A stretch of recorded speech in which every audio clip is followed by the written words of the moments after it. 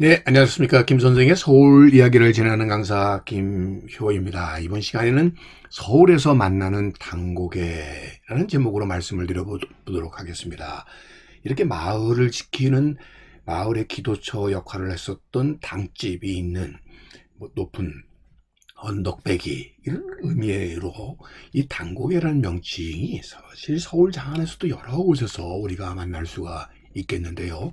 오늘 그 중에서 제가 만났던 당고개 함께 소개해 보도록 하겠습니다. 자, 지금 보시는 것처럼 현재는 뉴타운으로 이렇게 바뀐 왕십리 지역에 이 당산나무의 역할을 했었던 은행나무, 400년이 넘은 이런 은행나무가 보수로 이렇게 자리 잡고 있는 이곳, 이 나무는 마을의 소목으로서의 역할을 해왔었고, 그러다 보니까 오늘날까지 보호가 되고 이렇게 아파트 타운으로 바뀐 상황에서도 이 자리를 지킬 수 있다고 보시면 되겠는데요. 바로 이러한 소목이 있는 당산나무 가까이에 있는 성황당, 선앙당, 이것을 바로 당집이라고 볼 수가 있겠고요.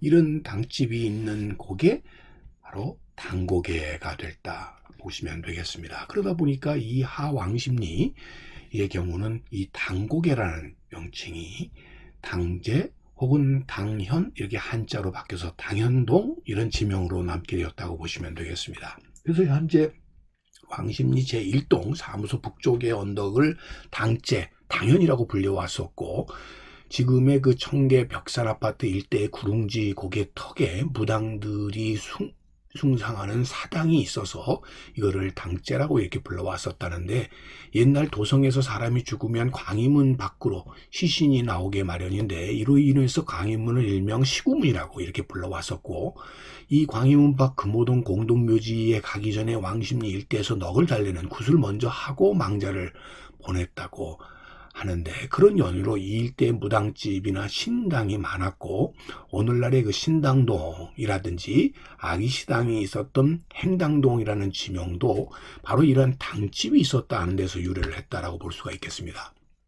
지금 보시면 이 왕십리 지역에 사람들이 많이 거주하고 있는데, 이 하리에 해당되는 바로 이 지역이 지금의 하왕십리 지역이 되겠고, 이곳의 언덕배기를 바로 이 당고개, 당제, 당현동이라고 불리우게 되는 계기가 되었다라고 보시면 되겠습니다.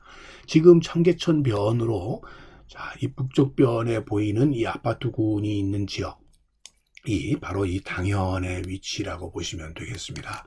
자, 지금 무학교를 건너서 나타나게 되는 이 길목에 지금 청계 벽산 아파트가 이렇게 자리 잡고 있는데, 이 지역이 언덕배기 지역에 해당이 되고요. 이 언덕배기 지역이었기 때문에 이 지역을 당현이라고도 불렀고, 또 이 지역이 현재 남아있는 긴 마루째라고 하는 장현이라고 하는, 지금 다리가 하나 있어서 장현교라고 하는 지명으로 현재 남겨져 있는 장현도 이 지역이 언덕배기였음을 반증해 준다고 볼 수가 있겠습니다. 지금 장현교가 위치하고 있는 지역이 바로 지금 청계 벽산 아파트를 끼고 있는 이 지역이라는 것을 통해서 알 수가 있고요.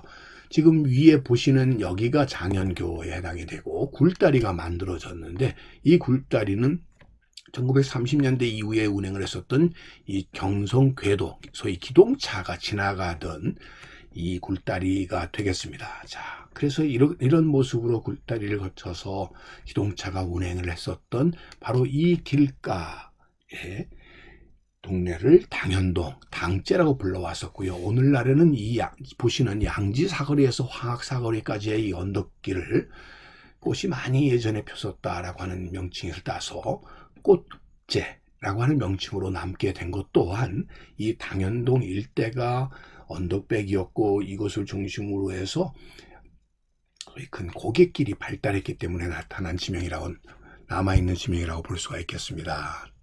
또 지하철 4호선에서 여러분들 잘 아시는 당고개역이 있는데요. 이 당고개라고 하는 것은 옛날부터 이곳에 성황당 혹은 미륵당 같은 것들이 있어 와서 기도처였었고, 그러다 보니까 이것이 당고개, 이것이 한자화 했을 때 당현이라는 명칭으로 함께 되었다는 걸 알 수가 있습니다. 지도에서도 당현이라고 하는 명칭을 우리가 확인을 해볼 수가 있겠고요.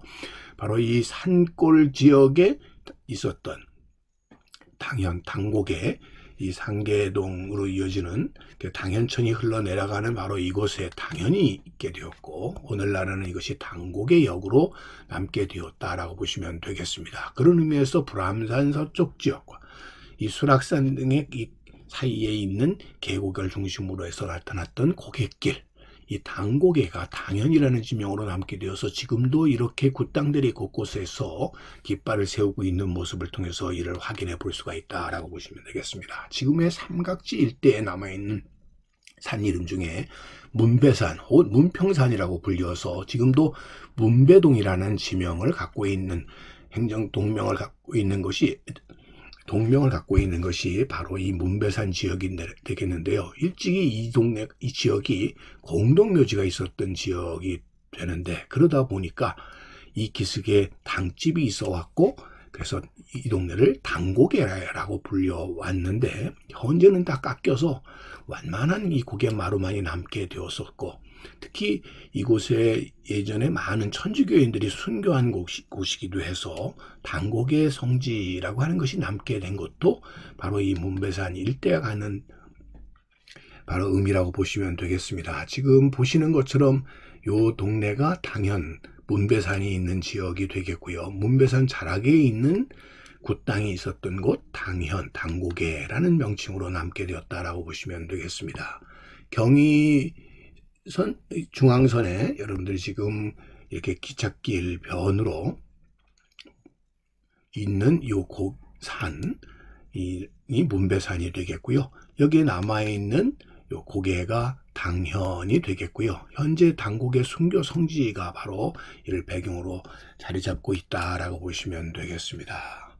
이어서 여러분들 관악구 봉천동, 이 봉천이라고 하는 말부터가 관악산을 이렇게 바라보고 있어서 하늘을 섬기는 동네, 이런 명칭이 되겠는데요. 이곳에 당곡이라고 하는, 그래서 여기 당곡이라는 명칭의 동네가 나오고 있는데, 혹은 당골 이렇게 붙여졌었던 곳이고요. 이 일대 골짜기에 무당이 제당을 짓고 제사를 지내면서 마을 이름이 유래를 해서 당골이라고 이렇게 불려왔었던 곳이고요. 지도에서 보시게 되면 이 관악산을 바라보고 있는 곳이어서 봉천리라고 붙여졌다는 것을 지금 이 지도에서 확인을 해 볼 수가 있겠고요.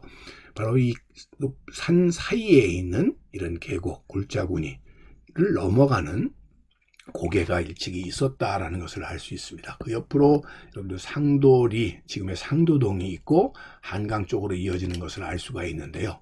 그래서 그 지명이 그대로 이어져 와서 지금은 당곡 사거리라고 하는 이렇게 도로의 사거리의 명칭을 따라서 현재 신림선 당곡역이 만들어지게 된 것도 바로 이 지역이 일찍이 당집이 있었던 고갯길이라는 명칭으로부터 이어져 왔다, 이렇게 보시면 되겠습니다.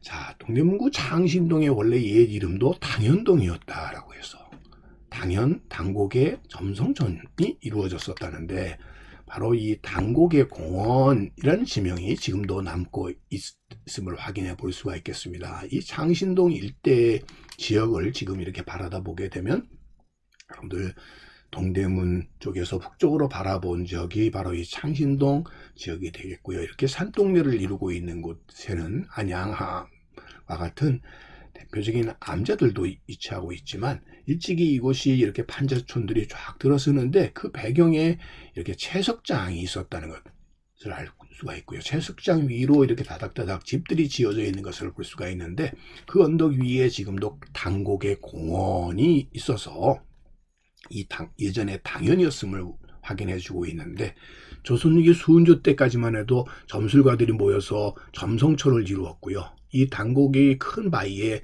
낙산신령을 모셔서 점기가 잘 나온다고 믿었다는데, 일제강점기에 이 채석장이 되면서 낙산의 산신령이 떠나가면서 결국 점술가들도 대부분 미아리고개 쪽으로 이전을 하게 되었던 곳이 바로 지금 창신동 당고개가 되겠습니다.